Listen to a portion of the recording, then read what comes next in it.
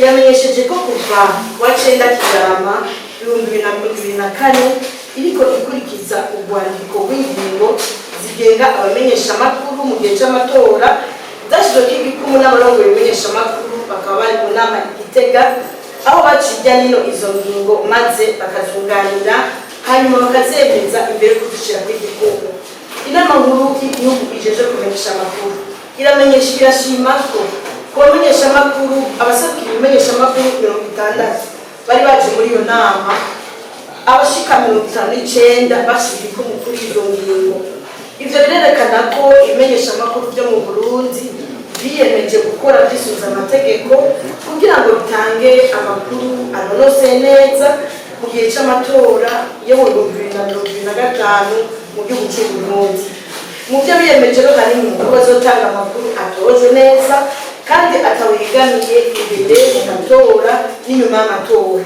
Bakaba kandi bariyemeje ko batazotanga ibitigiri bivuye mu matora aho mu bice bazoba barimo bataroza uruhusha rwo bari mu mugwi seni. Ivyo navyo akaba ari mu ntumbero yo kutajuragiza abenegihugu mu kubashikiriza ibiharuro bitaratunguka neza. Inama muri y'igihugu ijeje kumenyesha amakuru iboneka ryo kunegura abamenyesheje ko izo ngingo habayemo agahato kuzishira ku gikumu. Ivyo no guhakana ukuri kandi ntibiri mu kangamutima ko kumenyesha amakuru. Inama nkuru y'igihugu ijeje kumenyesha amakuru iramenyesheje kandi ko izo ngingo zitaje gusubirira amategeko ahasanzwe. Amategeko itegeko rigenga abamenyesha amakuru n'andi mategeko y'igihugu izo ngoma bikurikizwa nk'uko bigenda mu gihe gisanzwe.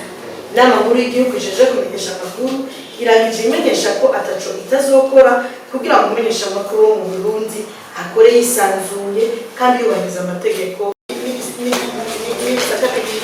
Hamo igisata kirimo ingingo hakaba igisata kirimo aho bashize gukora. Ini gisata kirimo ingingo urupapuro rwa mbere, urupapuro rwa kabiri, urupapuro rwa gatatu. Hakaba rero aho bashize gukora.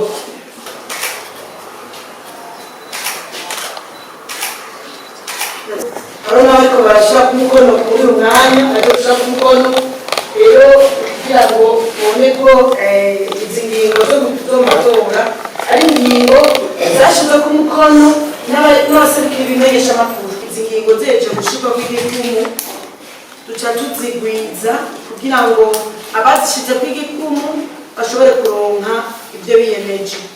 Abo rero sabandi n'abantu bambaye kuko baserukira ibimenyesha amakuru n'ababirongoye. Abo rero baca batwara za ngingo mumenyesha amakuru umwe wese ico yaje aserukira hanyuma bazikwiragize mu bamenyesha amakuru basanzwe barongoye. Rero niko rero izi ngingo zo mu gihe cy'amatora zizomenyekana kuko zizoza ziraca mu bimenyesha amakuru zimenyeshwa abamenyesha amakuru.